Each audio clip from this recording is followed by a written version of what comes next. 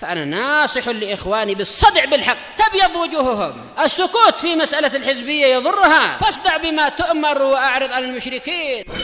سلامي على دماج ورجالها والشيخ يحيى ودار العلم يا سعد بانيها. Nah.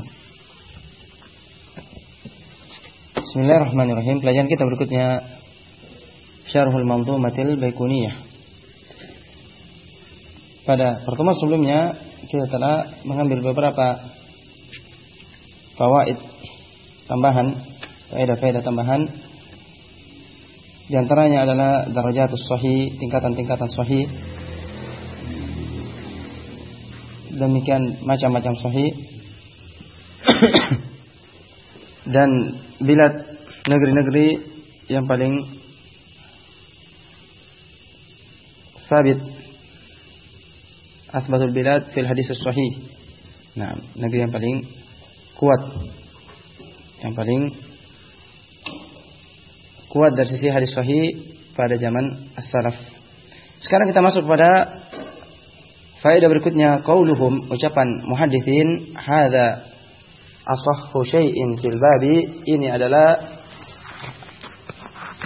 hadis yang paling sahih dalam bab ini.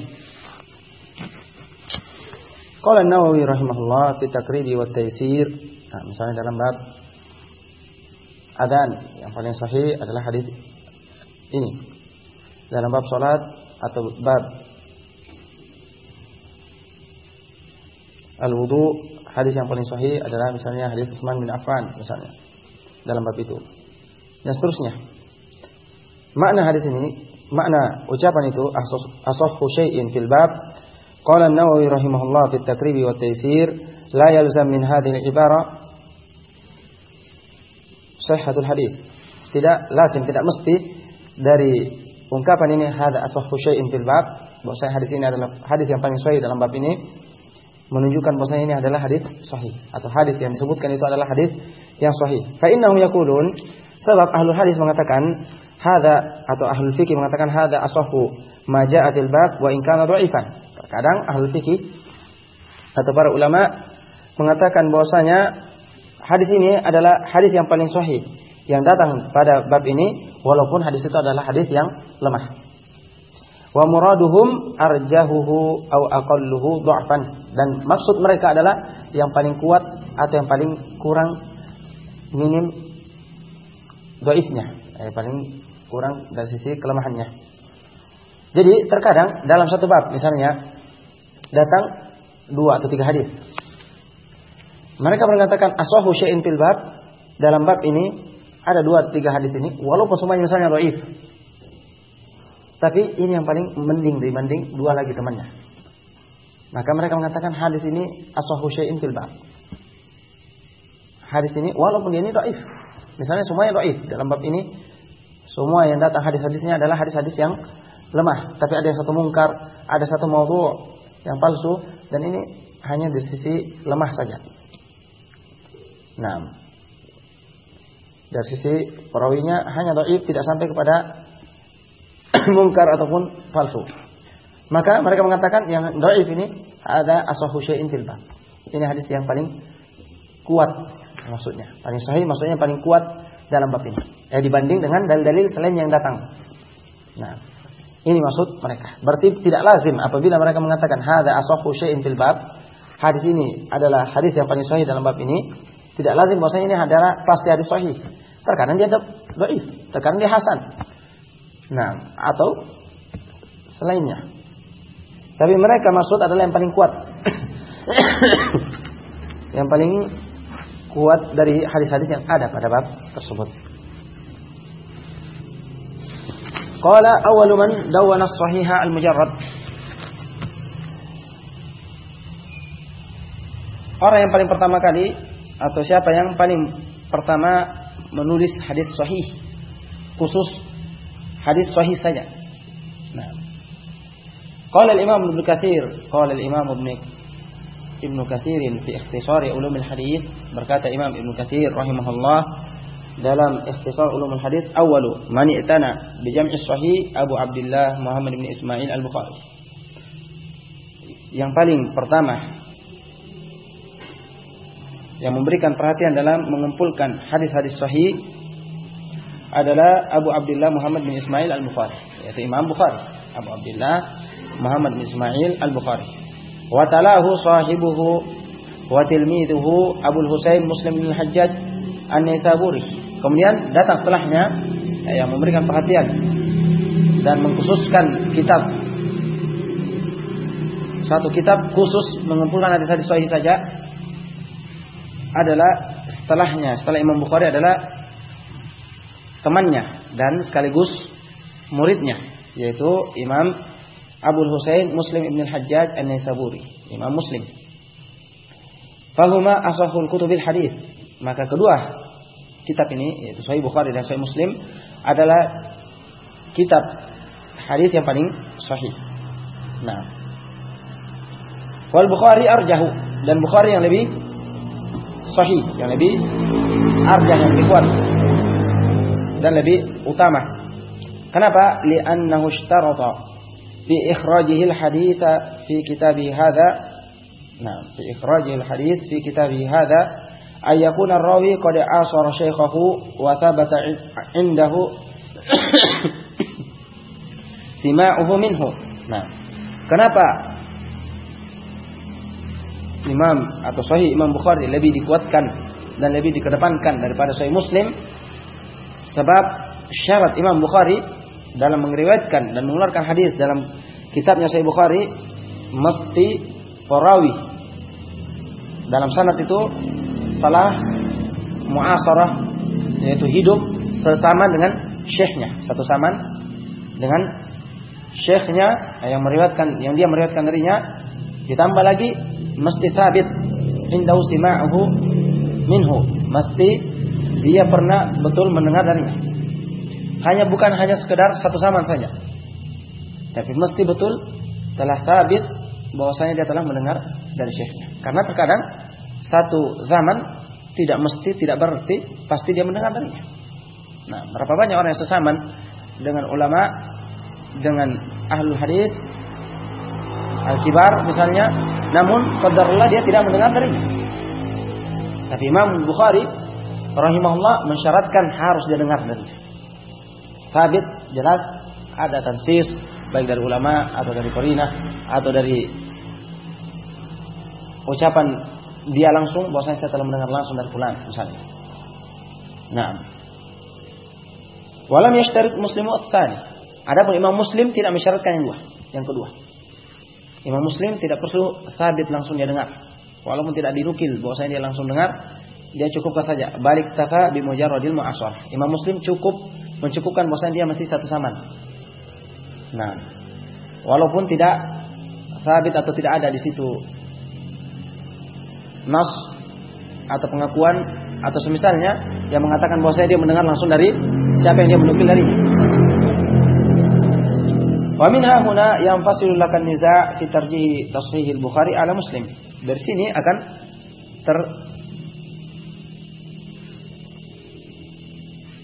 terputus bagimu perselisihan, yaitu akan makin jelas mana yang rajih dari perselisihan yang ada antara tarjih tashih al-Bukhari ala Muslim, di mana dikuatkan apa yang disahihkan oleh Imam Bukhari daripada Imam Muslim, apa yang dipilih dan disahihkan oleh Imam Bukhari atas Imam Muslim.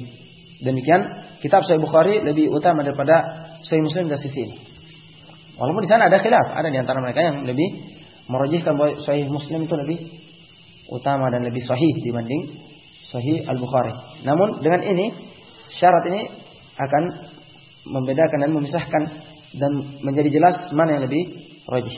Kama huwa qaul jumhur, dan inilah ucapan jumhur ulama bahwasanya Sahih Bukhari lebih kuat daripada Sahih Muslim. Khilafan li Abi Ali An-Naisaburi Syekh Al-Hakim, menyelisihi Abu Ali An-Naisaburi syekhnya, gurunya Imam Hakim, wa ta'ifatun min ulama al-Maghrib, dan sekelompok dari ulama al-Maghrib.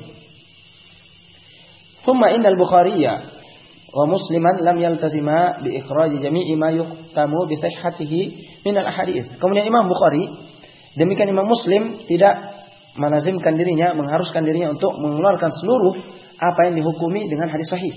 Nah, dari hadis-hadis.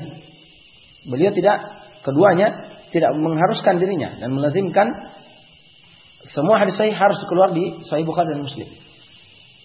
Fa innahuma, kenapa? Karena keduanya qad sahhaha ahaditsa laysat fi kitabaihima. Telah mensahihkan hadis-hadis tapi tidak ada pada kedua kitabnya, yaitu Sahih Bukhari dan Sahih Muslim. Kama yanqulu Tirmidzi wa ghairuhu 'anil Bukhari tashiha ahadithi laysat indah bal fi sunan wa ghairiha. Sebagaimana Imam Tirmidzi dan selainnya telah menukil dari Imam Bukhari, beliau mensahihkan hadis-hadis tapi tidak dicantumkan dan dimuat dalam Sahih Bukhari.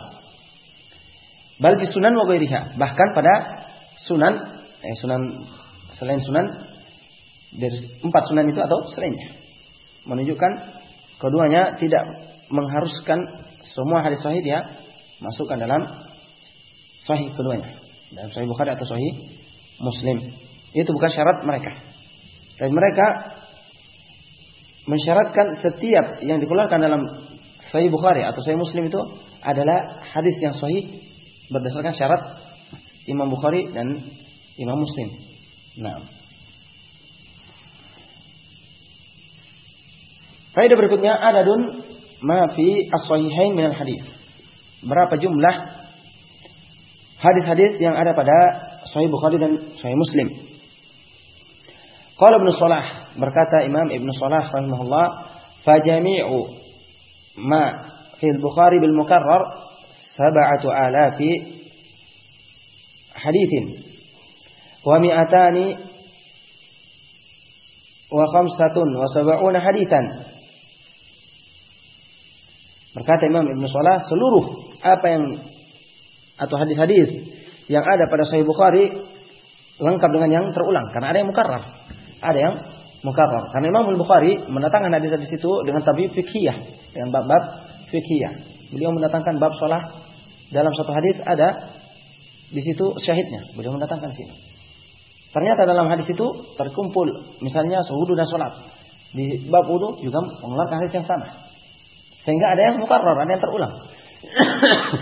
Maka kata Imam Ibnu Shalah, seluruh hadis yang disebutkan oleh Imam Bukhari lengkap dengan yang terulang, dihitung juga yang terulang, itu adalah 7.275 hadis, yaitu 7.275 hadis. Itu lengkap. 7.275 hadis. Wa bighairil mukarrar, adapun tanpa pengulangan. Nah, yang pengulangan dihapus, cukup yang hadisnya saja, kalau sudah diulang tidak dihitung lagi. Itu 4,000 hadis. 4,000 hadis. Wa jami'u ma fi sahih Muslimin bila tikrar atau bila takrar nahu 4,000. Dan seluruh hadis yang di Sahih Muslim juga tanpa pengulangan itu juga 4,000 hadis. Jadi di Sahih Bukhari tanpa pengulangan 4,000, sama dengan di Sahih Muslim. Tapi apabila dengan takrar, dengan pengulangan, dan yang paling banyak takrar adalah Sahih Bukhari, Imam Bukhari lebih banyak daripada Imam Muslim. Itu 7.275 hadis. Waqad nadhamahuma ba'dhum kama fi Fathil Bari faqal, dan telah didatangkan bait. Kenapa ulama suka mendatangkan bait syair? Karena lebih mudah untuk dihafal di sisi mereka. Nah, adapun kita yang orang ajam mungkin masih sulit dalam bentuk bait puisi. Adapun mereka justru itu yang lebih memudahkan untuk teringat. Faqala fa jami'u ahadits sahih alladhi rawa al-Bukhari 5 thumma 70 lil 'addi wa 7,000 tudafu wa ma madha ila 200 adda dhalika ulul jaddi. Nah, mereka dengan irama. Fa jami'u ahadits sahih alladhi rawa al-Bukhari 5 thumma 70 lil 'addi. Nah, wa 7,000 tudafu wa ma madha ila 200 adda dhalika ulul jaddi. Nah, semuanya diakhiri dengan sajak yang satu irama, sehingga lebih mudah mereka.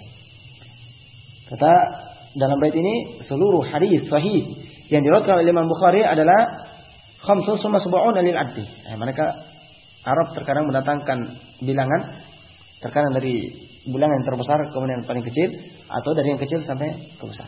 Di sini sebaliknya, dari kecil ke besar. Adapun kita langsung dari besar 7.275. Nah, adapun Arab bisa dua-dua. Bisa 75 207.000. Nah, di sini khamsun thumma sab'una lil addi. 5 kemudian 70 lil addi untuk menghitung. Berarti 75. Wa sab'atu alafin kemudian 7.000 tudhafu wa ma madha ditambah dengan apa yang telah lewat ila mi'atain ditambah dengan 200. Berarti 7.275 adda dzalika ulul jaddi. Telah menghitungnya orang-orang yang ulul jadd yang memiliki kemuliaan. Nah, berarti semuanya adalah 7.275 hadis yang terkerap. Tapi wantaqad al-Hafidz hadal adad. Adapun al-Hafidz Ibnu Hajar mengkritik jumlah ini. Nah. Wa ma'na qawlihi muttafaqun alaih. Adapun makna ucapan mereka muttafaqun alaih, apa makna apabila mereka mengatakan hadis muttafaqun alaih? Ai akhrajahu an dzalika as-sahabi wa bidzalika al-lafdz Bukhari wa Muslimun fi sahihaihima. Ini syaratnya. Kalau mereka mengatakan muttafaqun alaih, yaitu dikeluarkan dari satu sahabat dan dengan lafaz yang sama. Jadi sama sahabat dan sama lafaznya oleh Imam Bukhari dan Muslim dalam sahih kedua sahihnya. Sahih Bukhari dan sahih Muslim. Maka fa idza ikhtalafa as-sahabi wattahada al-lafz la yakunu muttafaqan alaih. Kalau berbeda sahabatnya walaupun matannya sama tapi berbeda sahabatnya, maka itu tidak dikatakan muttafaqun alaih. Tidak dikatakan muttafaqun alaih. Hanya dikatakan diriwayatkan oleh Imam Bukhari dan Muslim, atau dikatakan diriwayatkan oleh Imam Bukhari dari sahabat fulan dan Imam Muslim dari sahabat fulan. Wa idza tahada sahabi wa ikhtalafa al-lafz kadzalika la yakunu muttafaqan alaih. Demikian apabila satu sama sahabatnya tapi berbeda lafaznya, maka ini juga tidak bisa dikatakan muttafaqun alaih. Nah.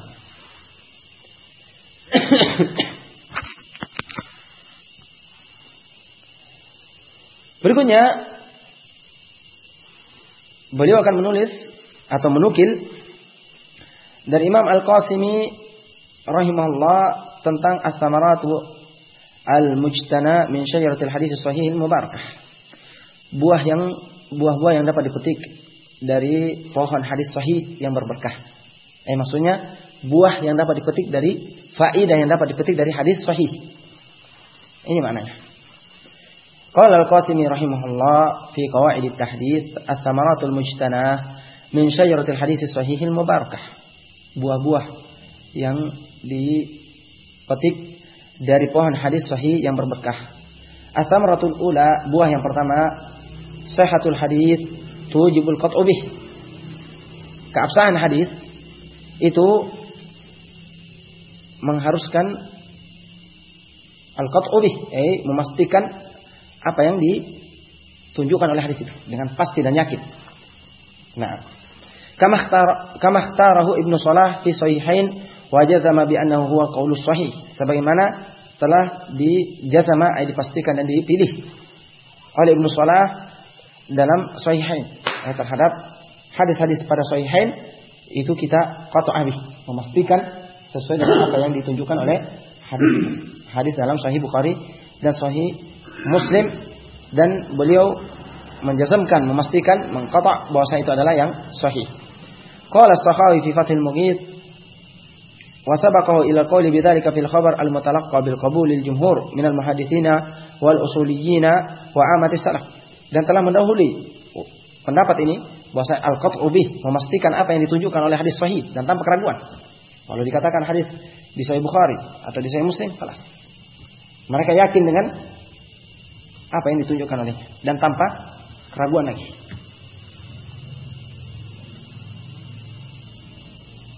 Ini Ibnu Shalah rahimahullah taala didahului dalam pendapat ini pada khabar yang dapat diambil dari hadis-hadis yang diterima oleh jumhur dari kalangan muhadditsin dan usuliyin dan keumuman salaf, bal wa kadza ghairu wahidin fi sahihain, dan bahkan selainnya pada as-sahihain. Nah, hadis-hadis yang disebutkan dalam Sahih Bukhari dan Muslim. Qala Abu Ishaq al-Isfirayini, ahli Sin'a majmu'un atau mujma'un ala anna al-akhbar allati ishtamala 'alayha sahihan maqtu'un bi sihhati usuliha wa mutuniha wa la yahsul al-khilaf fiha bihal wa in hasala fadzaka ikhtilaf fi turuqiha wa ruwatiha. Nah, berkata Imam Abu Ishaq Isfirayini, ahlu sunnah yaitu ahlul hadis sepakat bahwasanya khabar-khabar yang terkandung dalam sahihan yaitu Sahih Bukhari dan Muslim maqtu'un bi sihhati, pasti dengan keabsahannya dan apa yang ditunjukkan padanya, usuliha wa mutuniha, asas dan matan-matannya, dan tidak timbul padanya perselisihan bihal, sama sekali tidak timbul perselisihan padanya. Walaupun terjadi perselisihan, maka itu bukan pada matannya, tapi pada jalur-jalur dan periwayatan-periwayatannya. Nah, qala faman khalafa hukmahu khabaran minha wa laysa lahu ta'wilun sa'igun lil khabar naqadna hukmahu li anna hadhihi al akhbar talaqqatha al umma bil qabul. Kemudian beliau berkata, barang siapa yang menyelisih hukum yang ada pada Sahih Bukhari dan Muslim dan khabar yang ada padanya, dan dia tidak memiliki penafsiran yang dibenarkan terhadap khabar tersebut, naqadna hukmahu, kami membatalkan hukumnya, menolak hukumnya. Lianna hadhil akhbar, kenapa? Karena khabar-khabar ini dalam Sahih Bukhari dan Muslim talaqqathal umma bil qabul, telah diterima oleh umat dengan penerimaan. Nah, menerima apa yang terkandung dalam Sahih Bukhari dan Muslim. Maka siapa yang menetapkan hukum yang menyelisih khabar yang ada pada Sahih Bukhari dan Muslim, maka apa kata beliau? Sementara dia tidak memiliki takwil sa'iqan, penafsiran yang dibenarkan, alasan yang kuat, maka kami meruntuhkan hukumnya. Yang menganggap bahwa hukumnya itu tidak benar. Masih panjang sini tentang pembahasan ini. Insyaallah kita akan lanjutkan pada pertemuan berikutnya insyaallah taala.